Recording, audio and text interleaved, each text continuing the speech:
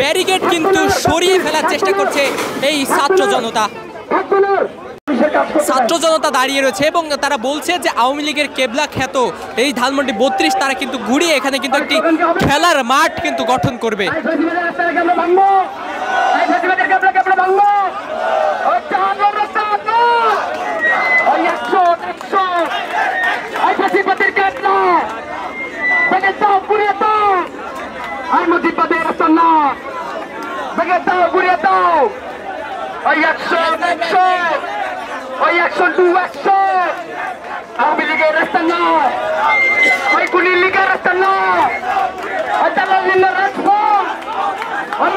দেখছেন যে ঠিক ধানমন্ডি ৩২-এর প্রবেশ মুখে আইন শৃঙ্খলা বাহিনীর বাধার মুখে কিন্তু এই ছাত্র জনতা দাঁড়িয়ে বিভিন্ন ধরনের স্লোগান তারা দিচ্ছেন। মূলত তারা দুটি বুলডোজার নিয়ে এসেছেন এই ধানমন্ডি ৩২-এ শেখ মুজিবের বাড়ির অবশিষ্ট অংশ ভেঙে গুড়িয়ে দিয়ে সেখানে একটি খেলার মাঠ করার জন্য।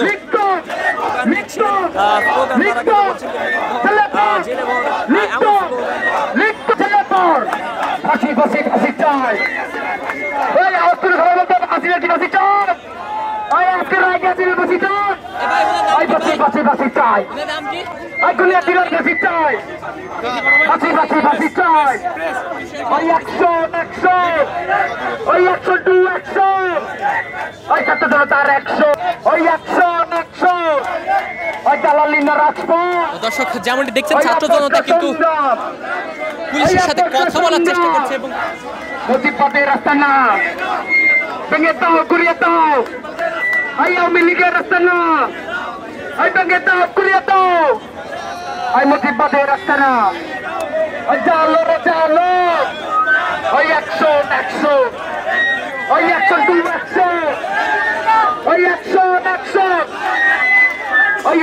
100 দেখছেন যে ছাত্র জনতা কিন্তু ধানমন্ডি ৩২-এর ভিতরে প্রবেশ করার চেষ্টা করছে।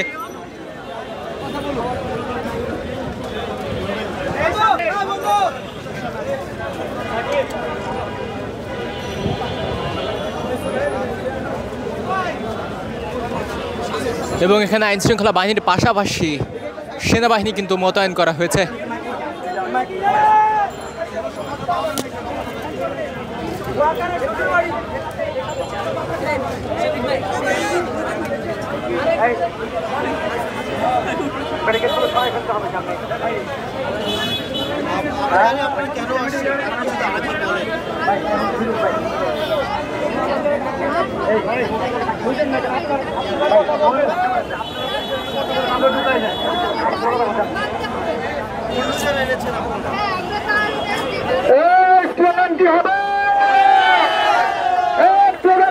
দর্শক মূলত আজ পতিত সরকার শেখ হাসিনার রায় কিন্তু ঘোষণা করা হবে এবং সেই রায়কে কেন্দ্র করে সারা দেশে কিন্তু দেখছেন যে ব্যারিকেড কিন্তু সরিয়ে ফেলার চেষ্টা করছে এই ছাত্র জনতা।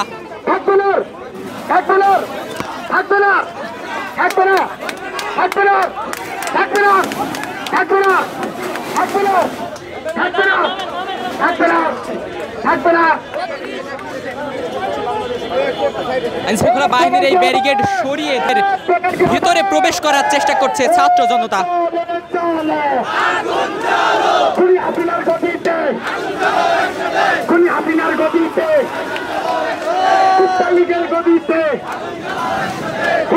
দেখছেন যে একে একে ব্যারিকেড জনতা।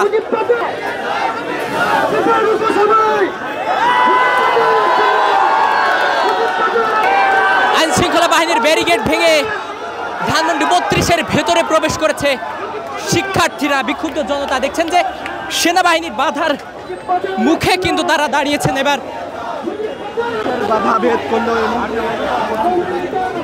পুলিশের ব্যারিকেড তারা অতিক্রম করে এখন সেনাবাহিনীর ব্যারিকেডের মুখে কিন্তু তারা পড়েছেন।